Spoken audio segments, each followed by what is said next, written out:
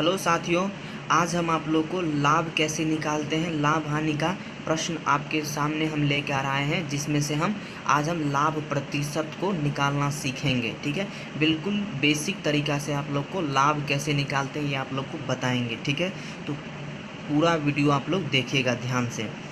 तो चलते हैं अपने क्वेश्चन की तरफ। राम ने एक साइकिल 500 रुपये में खरीदा और वह राम ने श्याम को वही साइकिल जो राम ने खरीदा था 550 रुपया में बेच दिया।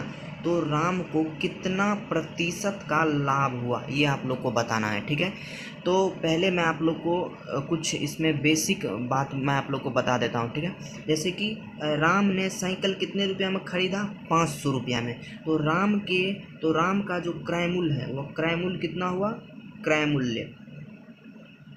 क्रय मूल्य हो गया 500 रुपया। क्रय मूल्य को हम कॉस्ट प्राइस कहते हैं। ठीक है, कॉस्ट प्राइस जिसे हम सीपी के नाम से जानते हैं। अगर हम सीपी लिखेंगे शॉर्ट में तो आप लोग समझ जाएंगे। तो 500 हो गया। और राम ने कितने में बेचा, श्याम को साइकिल 550 रुपया में।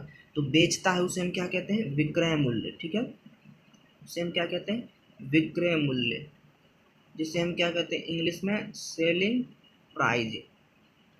सेलिंग प्राइस को हम एसपी के नाम से जानते हैं। ठीक है, 550 रुपये में बेचा। ठीक है, 550 रुपये में बेचा और 500 रुपया में खरीदा था। 550 रुपया में बेचा, 500 रुपया में खरीदा था।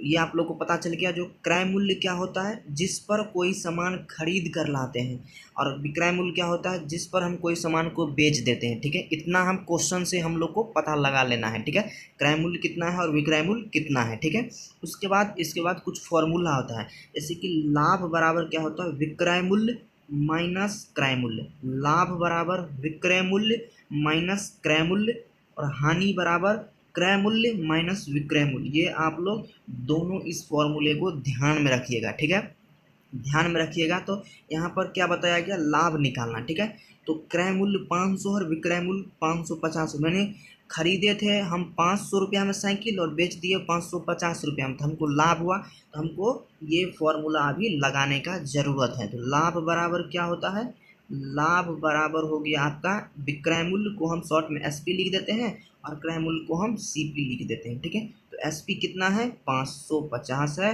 और सीपी कितना है, 500 है।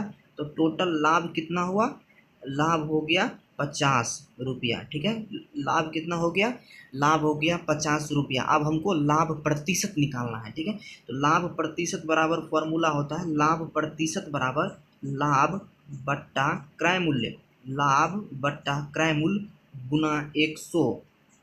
क्या है, लाभ प्रतिशत बराबर लाभ बट्टा क्रय मूल्य गुना 100। लाभ प्रतिशत बराबर लाभ बट्टा क्रय मूल्य गुना 100। तो लाभ कितना है, 50 रुपया, बट्टा क्रय मूल्य कितना है यानी सीपी 500 गुना 100। यही है फॉर्मूला।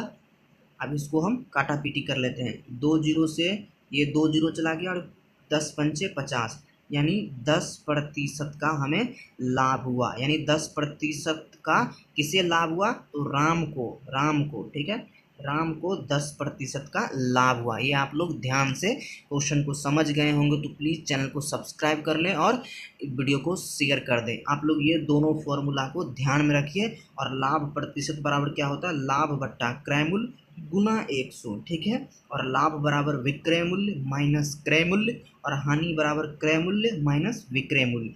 क्रय मूल्य क्या होता है, जिस पर कोई सामान खरीद के लाते हैं। जैसे कि राम ने साइकिल 500 रुपया में खरीदा था, तो 500 रुपया में राम ने खरीदा था, इसीलिए राम का क्रय मूल्य कितना हो गया, 500। राम ने श्याम को साइकिल 550 रुपये में बेचा था, इसीलिए विक्रय बेचा था, मतलब 550 रुपया श्याम राम को दिया था, इसीलिए 550 रुपया इसका विक्रय मूल्य हुआ, जिसे हम सेलिंग प्राइस कहते हैं शॉर्ट में एसपी। और क्रय मूल्य को क्या कहते हैं, कॉस्ट प्राइस यानी सीपी। अब हमको लगता है कि आप लोग क्वेश्चन को समझ गए होंगे, और अगर नेक्स्ट